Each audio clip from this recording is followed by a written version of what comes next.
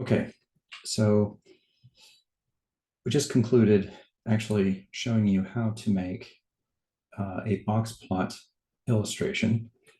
I then used this slide and duplicated it to make a right skewed box plot, an illustration of a right skewed one. So let me show you how I did that quickly to make a left skewed box plot. So I'll kind of show you how I went from this to this. So what's nice about doing things digitally is that you can just make a copy. So what you can do is you can take this one that you already made, right click and choose duplicate slide. So now it just made a copy of that slide. And so with this copy, I want to take this box and move it up.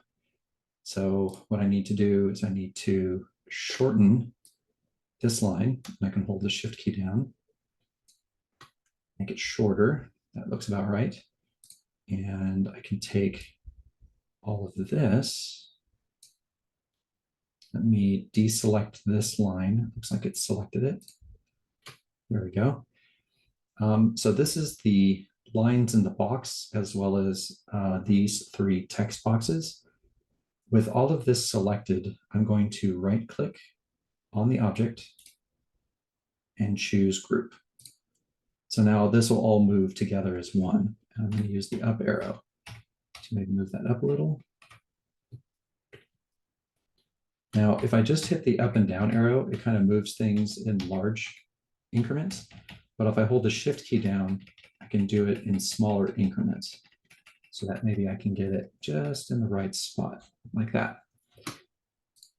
And then I'm going to take this bottom line, hold down shift key, drag this line up to meet with the first quartile line.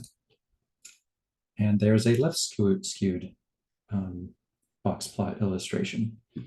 And I'm going to go ahead and download this slide as a JPEG.